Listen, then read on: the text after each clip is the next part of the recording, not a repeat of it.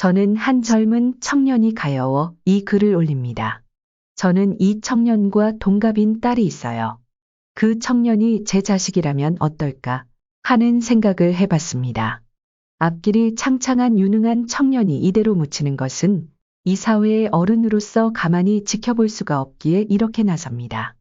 이 청년은 다름 아닌 가수 김호중입니다. 그는 대중의 많은 사랑을 받았음에도 자기 관리를 제대로 못한 점은 비난받아 마땅한 일입니다. 하지만 구치소 수감 중에 자신의 잘못을 뉘우치며 피해자인 택시 기사에게 직접 사과 편지를 보냈고 택시 기사는 편지를 보며 그의 진심 어린 사과 한마디 한마디가 마음을 울렸다며 자발적인 탄원서를 써주기도 했습니다. 그리고 김호중은 지난 9월 30일 마지막 공판에서 앞으로 정신 똑바로 차리고 살겠다. 10번 잘하는 삶보다 똑같은 실수를 다시 안 하는 삶을 살겠다며 반성의 말을 했습니다. 그 후로 3차례에 걸친 반성문을 제출하기도 했습니다. 김호중은 술을 먹고 운전하는 잘못을 저질러 대중의 분노를 사며 심한 비난을 받았지요. 하지만 그가 그동안 살아온 삶을 보면 칭찬받을 일이 너무도 많았다는 것을 저는 알고 있습니다. 그 대목이 저를 너무 아프게 합니다. 사람은 누구나 크든 작든 실수를 하고 삽니다.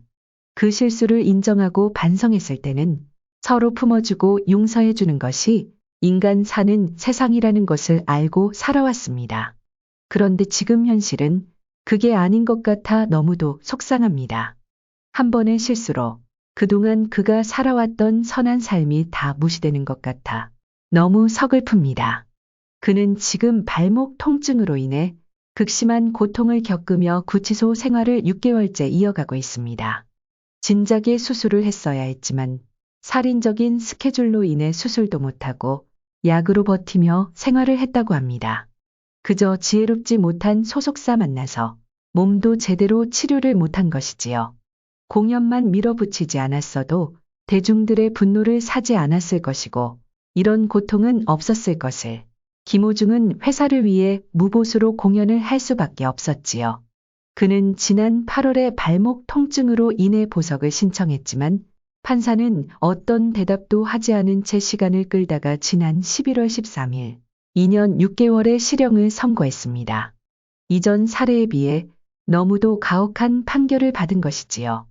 판사는 김호중에게 자기가 저지른 행동에 대해 일말의 죄책감을 가졌는지 의문이라고 했습니다. 반성하는 기미가 전혀 없었다는 얘기로 들립니다. 저는 묻고 싶습니다.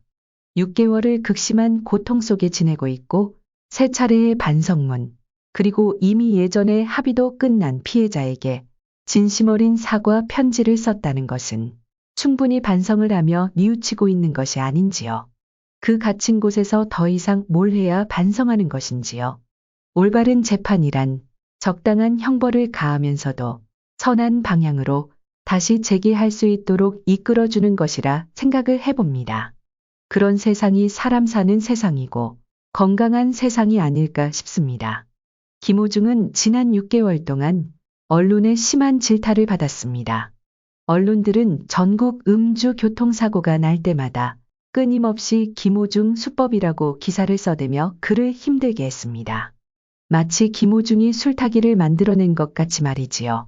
그 이전 사례도 많았는데 말입니다. 그리고 김호중으로 인해 술타기가 늘어났다고 했지요.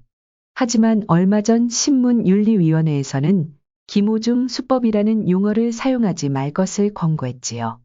언론들의 주장과는 정반대로 김호중 수법이라는 용어를 사용하면 모방 범죄가 늘어날 수 있고 김호중에 대한 명예훼손이 될 수 있다는 이유에서입니다.